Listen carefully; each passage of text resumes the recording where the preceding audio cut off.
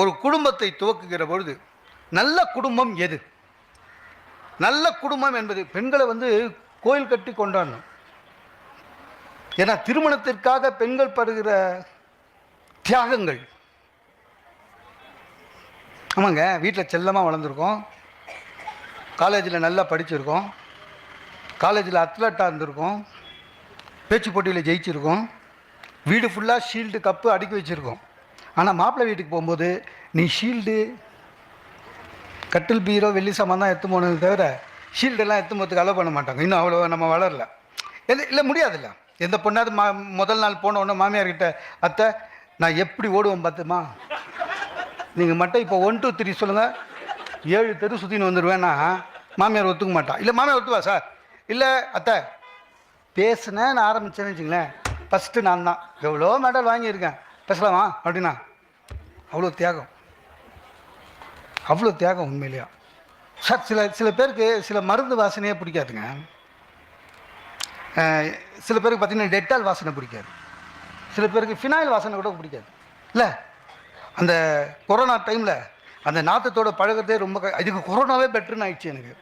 அந்த ஃபினாயில் இது கொச கொச கொசன்னு. ஒரு பொண்ணு திருமணம் ஆகி போதுங்க, போயிட்டு அந்த பொண்ணுக்கு டெட்டால் வாசனை பிடிக்காது, ஃபினாயில் வாசனை பிடிக்காது. திருமணம் ஆகிட்டு போகும்போது அவங்க மாமியார் அந்த பொண்ணு கையை பிடிச்சி நேரம் எடுத்து ஒரு இருட்டு ரூம் உள்ள இட்டு போகிறாங்க வீட்டுக்குள்ளே. அதில் 0 வாட்ஸ் பல்ப், அந்த முட்டை பல்பில் அது எரியுது. இந்த பொண்ணு உத்து பார்க்குது, கட்டில் ஒரு பெரியவர் 96 வயசு, 96 நாட் அவுட் இருக்குது. அந்த மாமியார் சொல்லுது, யார் இந்த பொண்ணோட மாமியார், இவர் தான் நம்ம வீட்டுக்கே பெரியவர், கும்பிட்டுக்கோ அப்படின்னு. என்ன கும்பிட்டுக்கோ? இந்த பொண்ணுக்கு நாற்றம் தாங்கலை. அவர்கிட்ட ஆசீர்வாதம் வாங்கிக்கோ, இவர் இல்லைன்னா உனக்கு கல்யாணமே ஆகிருக்காதுன்னு. இந்த பொண்ணுல ஏன் அப்படின்ச்சு. இல்லை இவர் தான் சொன்னார், என் பேரனோட பொண்டாட்டியை பார்த்து தான் நான் செத்து போவேன்னு. அவர் இப்போ சாகிற மாதிரி இல்லை, அந்த ஊர்லேயே அவர் தான் பெரியவர். இந்த பொண்ணுக்கு குமட்டுது. அந்த பொண்ணு கொஞ்ச நேரம் வெளியில் வந்துட்டு அவங்க அம்மாவுக்கு ஃபோன் பண்ணுது, அம்மா என்னால் இங்கே ஒரு நாள் இருக்க முடியாது, இங்கே ஒரு பெரியவர் இருக்கார், அதை பற்றி நீயும் சொல்லலை இவங்களும் சொல்லலை.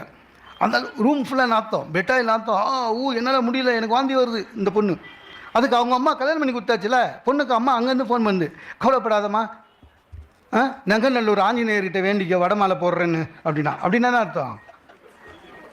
வேண்டிக்க சீக்கிரம் அனுப்பிச்சிருந்தேன் பெரியவரை. அதான் அனுமாருக்கு வேறு போர்ட்ஃபோலியோ தருது அந்த அம்மா.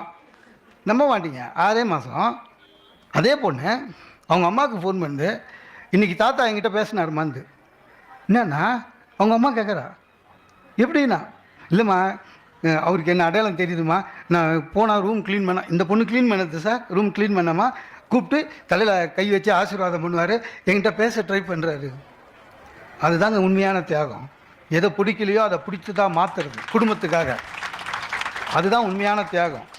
இப்போவும் அந்த அம்மா சொல்லுது, யார் பொண்ணுக்கு அம்மா, ஆஞ்சநேயர் கை உள்ளேன்னு. நீ ஆஞ்சநேயரை வேணது வேற ஒரு விஷயத்துக்கு, இப்போ மாறியாச்சு உண்மையிலேயே.